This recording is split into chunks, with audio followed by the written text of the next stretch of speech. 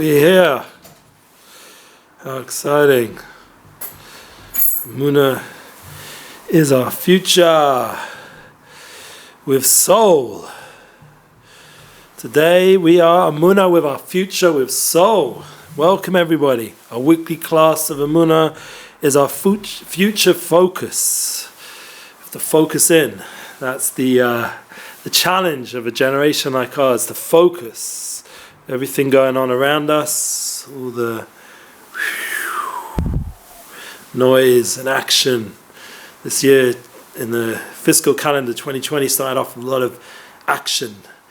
So that's even more reason to focus in Shovavim, in Tafshin Pei in the Jewish calendar. Wow, what a time already. So we're already in the second Parshat Vayera. We're talking about the 7 plagues and this beautiful connection between Moshe Rabbeinu, the Jewish people, and Hashem, our Creator. And that's one of the foundations with Emuna is our future, to tune in to that intrinsic Emuna. And that is a very big part of everything we are doing here. Everything is about Emuna and our soul. Our souls, how to really tune in the influence on our soul in daily life in a practical, real, spiritual, and obviously once again based on the teachings of Rav Shalom Arush. We are sitting in his beautiful institute Chesed with a lot of appreciation. We thank Rav Arush for allowing this to take place, this platform, and creating such an awareness of Emuna. We hope Emuna Tour 2020 will have some announcements as the year is slowly taken off after last year's wonderful tour, Emuna Tour 2019. This year already we have some big interest from South Africa. South Africa is somewhere I personally would love to visit. My soulmate is from there originally, Cape Town. And I'd love to go to Joburg, Cape Town, and any other place there that's welcoming. And it's once again up to you guys. We already have some interest, and we'll speak about it more once it's confirmed. And then we have UK potentially still being discussed, and a trip. Big news. I've never been there, and this is a whole other side of the world, India. And that's something which, let's see if that comes together. And another place I'm going to tour 2020 is North America already. But Atlanta we haven't been to, as far as I know, for many years. Personally, I've never been there, to Atlanta. I'd love to visit. And you're keeping in touch, get in contact. The information's below. And the ones who are in touch, keep being in touch. And we appreciate your invite. Looking to be October, November time, as we did last year, that kind of time of year, with Toronto beginning the tour, and possibly Atlanta. Isn't that exciting? And some other new places. Let's see how it all develops. Los Angeles and New York's already reached out again. And we're looking forward, There's exciting potential for Emuna Tour 2020 with Rav Shalom Arush. It should be well. And please God, we'll go together with all our other wonderful teachers here. Now, what is the other big news? Is tomorrow night. We're recording this live, but for people who are watching it online after it's edited and everything else, it might be out the next day or two. So that will be Wednesday night, the 22nd of February. Rabbi Rabbi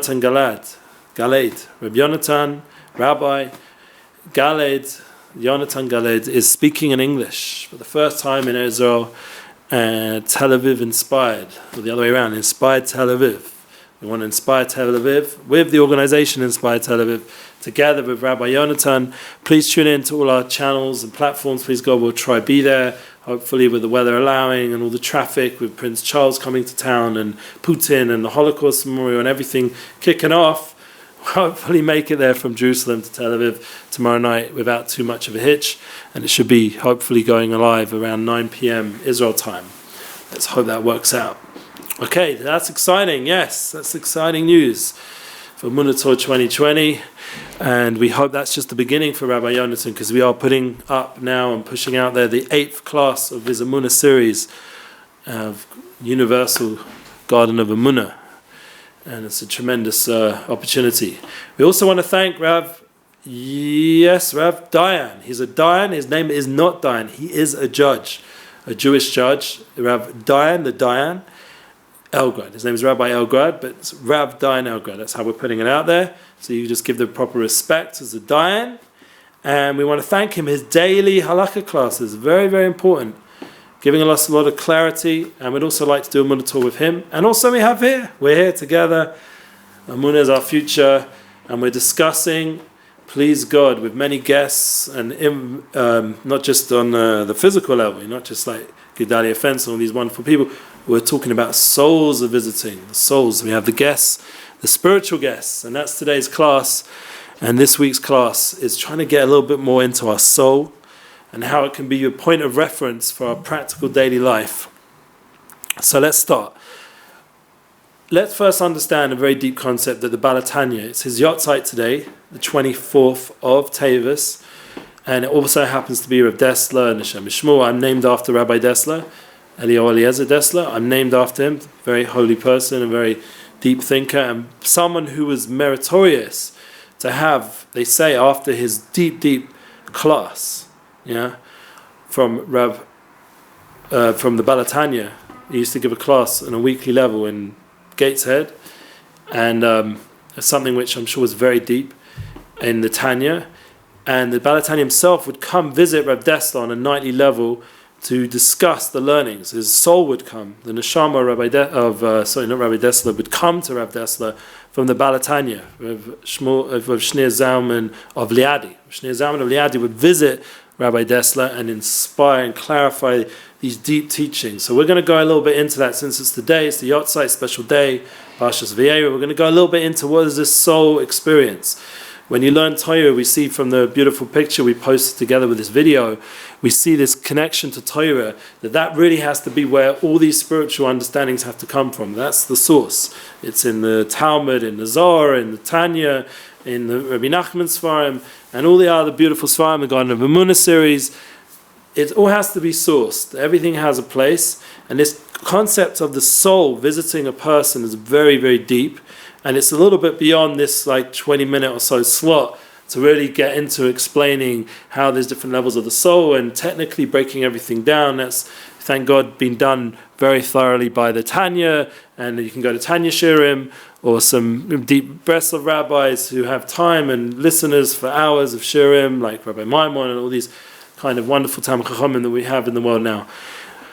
What I'm going to do just in short is just give you a little bit of a journey, personally, I feel that I've had those moments in my little journey in this world where souls have come on, on a mystical level, but also on a practical level and assisted me, because it's a little bit unexplainable that someone who grew up in North London and wasn't at all affiliated to Judaism other than a little bit of tradition. I mean, I had wonderful parents, wonderful family around me and community, but I didn't have the foundations of Judaism, of what Torah mitzvahs is. I didn't have that. And to be able to have an experience where suddenly I was able to do mitzvahs in a very, spiritual setting and hopefully achieve some amazing results on a high level. Not that I was on a high level, but just the way it worked out, like the experience of learning in the wee hours of the morning and the wee hours of the night, and being connected to holy, righteous people that have been doing this their whole life.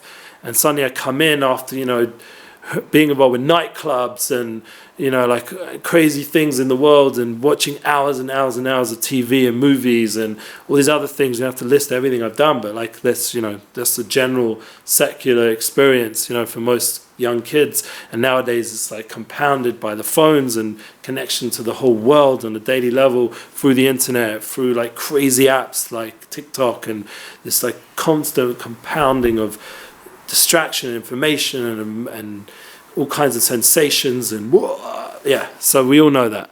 That's what's going on even more now.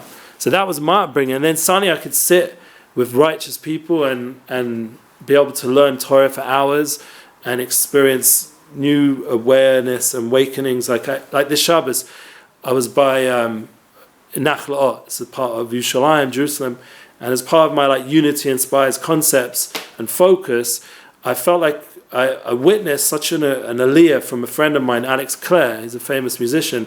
To see him run his shul, he has a shul there, and run the whole Shabbos with davening and learning, and to watch a guy who came from the music business as well, like even more intense, and yet he's able to like be so spiritual and so clear in his davening and his learning and the way he leads the davening and learning. He gives over beautiful stories. He even spoke about, things that, like, I was like, wow, this is like amazing. Like, he's speaking about such a deep musag, such a deep understanding of spirituality, like in this concept that we're talking about now, Ibo Neshama. He told a story from the Baal Shem Tov, and you start to understand that people can come from, including myself, and I'll talk for myself now, like from so far, and yet be able to enter into realms of mitzvahs and spirituality that shouldn't, like on a realistic level, work out. I mean, yeah, we have a soul and Hashem can do anything. We believe in our soul, but to have it, manifest, like in real changes, like we spoke about this whole idea of Baalet Tshuva and guiding Baalet Tshuva, like how can it be that this reality exists, that someone who was, in the army, and he wasn't even religious at all, of Shalom, and he went to university and all this and that, and then suddenly, as you read in the Garden of Emuna book, like a universal Garden of Emuna book, he suddenly becomes this holy, righteous, spiritual leader for our generation, and is someone who people turn to in thousands, and able to, experience his holiness, and it's like such a transformation from this to that.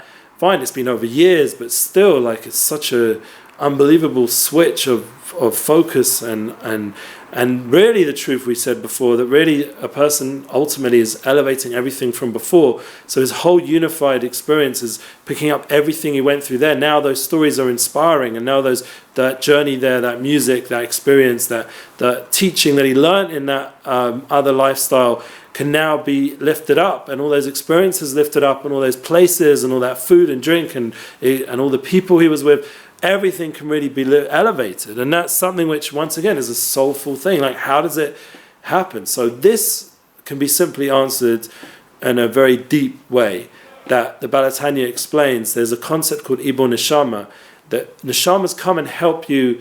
Righteous neshamas, they've already got their tikkun, they're fine. Those neshamas, those righteous souls, they don't need, souls and neshamas are one thing, just so you make sure you understand that they don't need to fix anymore. They don't need this tikkun olam anymore. They're already become the level of tzaddikim gemorim, of completely righteous people. They've done their mission in this world, let's say. But they're here now, coming down to us on certain levels. When we learn the Torah, we do mitzvahs, and we're involved with the power of the soul, and we're empowering our soul through Torah mitzvahs. They come and assist us. So then someone like me can be sitting at a Gemara, and I'm like, I don't know Aramaic, this is a struggle about Shiva goes through. I don't know how to, translate the words even, or even then, even if I understand how to translate, start to understand Aramaic, and I'm using an art scroll, this and that, different ways to help you, or you're breaking your head on it, whatever it is, and you're trying to understand what does this mean, or you're just trying to pray from a sitter and you don't even say the words right. Alex Clare, his Dybbuk, the way he davened the Shabbos was amazing.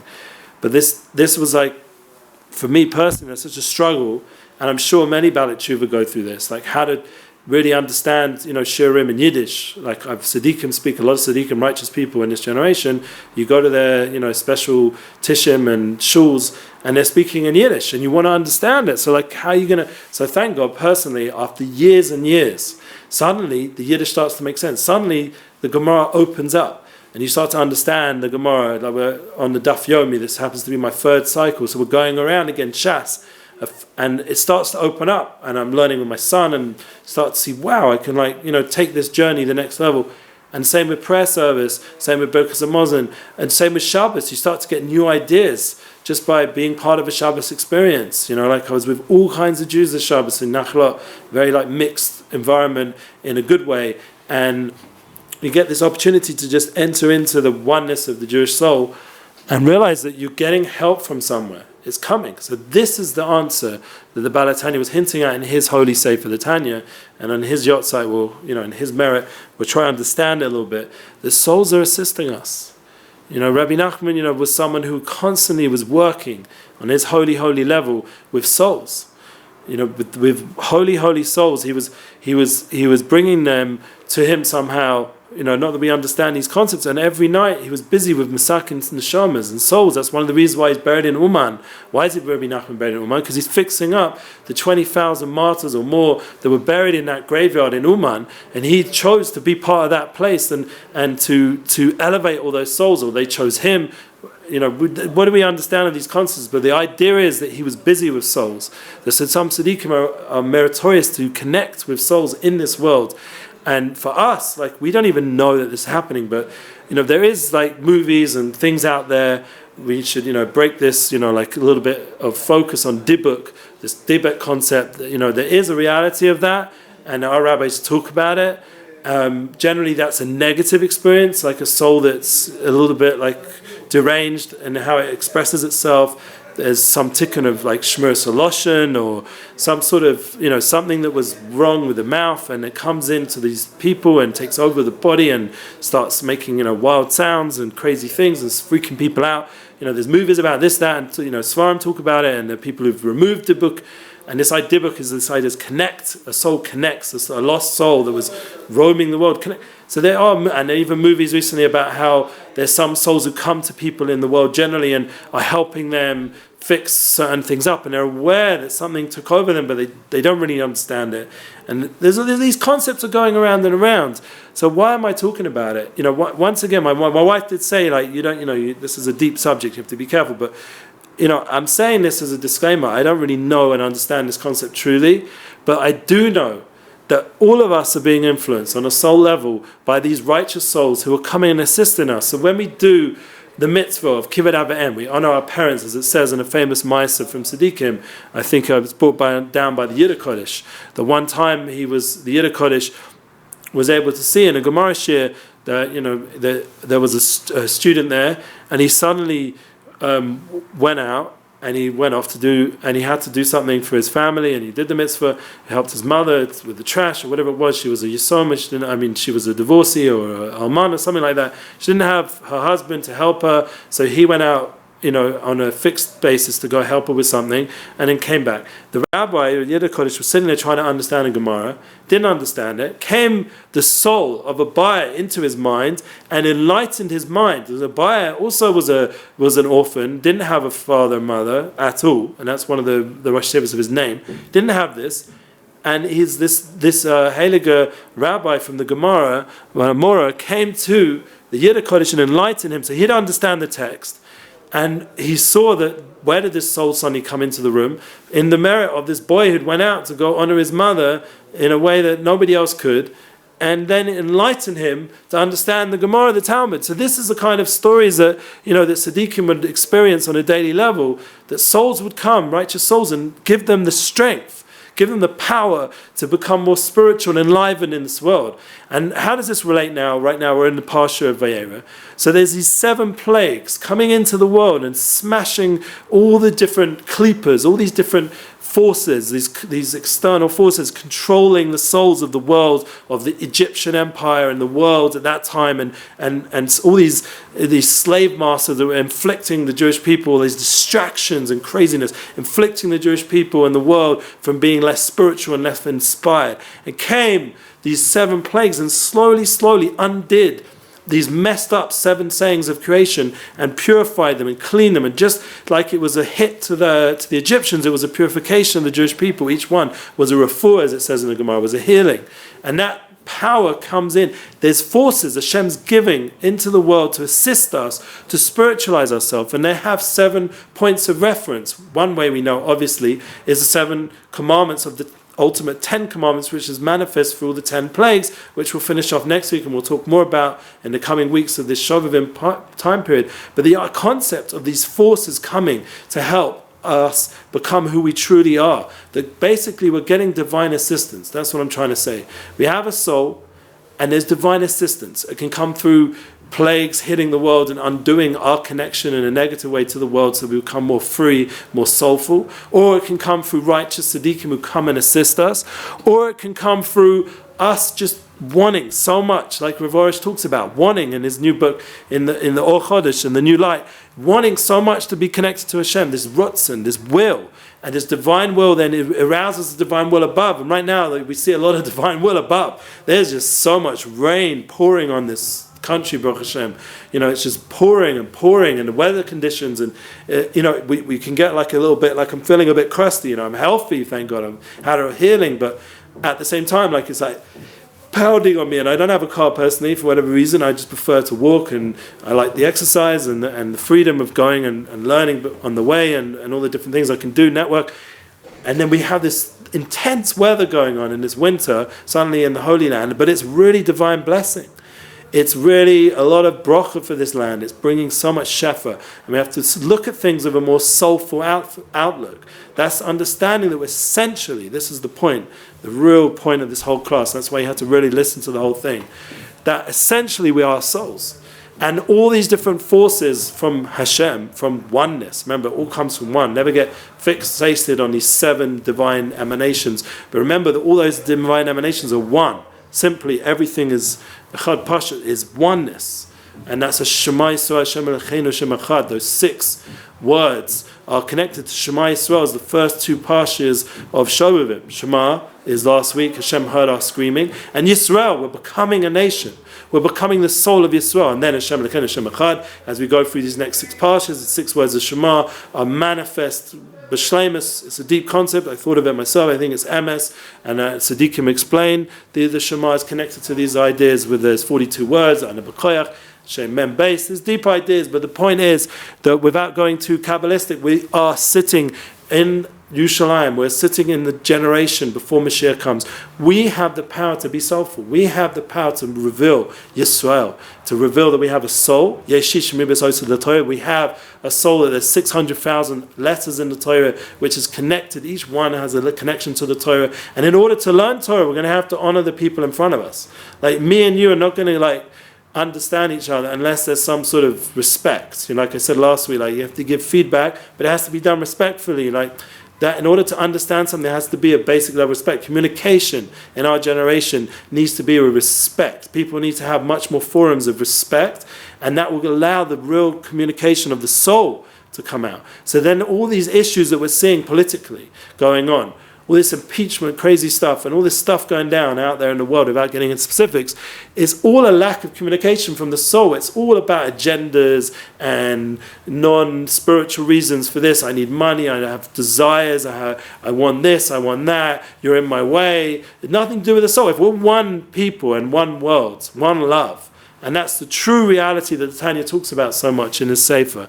And this idea that we have one soul, and we're all really interconnected, and it's silly. If we hurt someone else, we're just hurting ourselves. It makes no sense to block someone else off from communicating, because we're one. We have to empathize, we have to have these 7 aspects that I talked about, I spoke about in the 7 habits and the 10 habits I spoke about back in the summer months.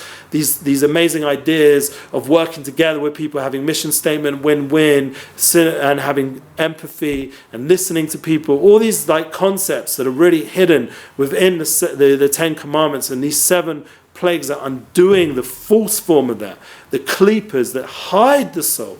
That's what we have to understand. And when we're talking to people often, and this is very deep, but when you're talking to people, we'll end off on this, because it's been quite a long class, quite a deep class, but we're ending off with this concept with Emuna, that when we go out and meet people, when Rav Arush is talking to someone, he's not just talking to Bob and he's John. He's Rav Shalom Arush who's worked and tuned into the soul. So he's talking to another soul. For me, that was my biggest advice when I was midnight rabbi out all night in the streets. The rabbis used to tell me the only really way you can help a person is by tuning into the soul level.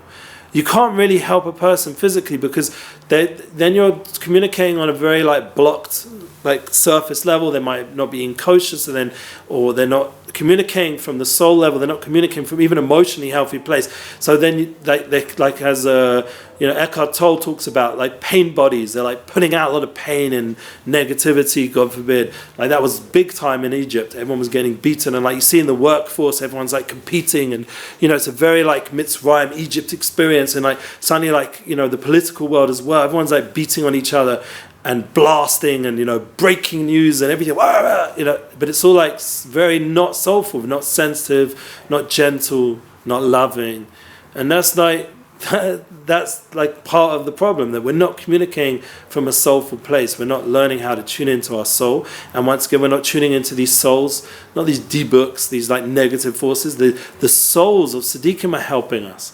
The souls of Ibo Neshama, there's a birthplace going on all the time to fix up different levels of souls going on a daily level, on our life, on a practical way to help assist us. That's the point, that we have the koyach to do. We have the strength, the ability to be a spiritual nation and to do our purpose in the world. And with that we'll end. Everyone has that power. And there's all kinds of ways that are assisting us. We're part of Yisrael. We're part of that oneness. We're part of the ultimate souls of all the righteous people of all the generation. They're assisting us. They're praying for us. It's not just like right this moment, a small little experience of my little life and my little problems. There's a massive world of spirituality going on every moment. And that's what the Baal HaTanya opened up the world to. This massive spiritual reality. And Rabbi Nachman opened up the power of every soul. And the Azar Malakai Ba'odi and many other things. And Rav Arush has homed it into Emuna, that you can, by speaking to Hashem and bringing it out on a daily level. This is the power of Am Yisrael. This is the power of our generation. We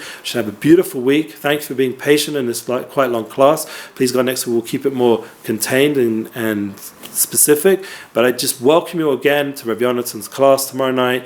And if it's already, this video is posted, another time will be Wednesday the 22nd. You can tune in, it will be online. Please God, on some level, definitely the audio, please God, hopefully some on live feed, where they're allowing and internet allowing, we'll put it out there. And please God, keep following all our series, and Emuna is our future tour host. Be involved, partner. Thank you for listening. Have a beautiful week. Enjoy being alive. Enjoy the moment. Enjoy your soul.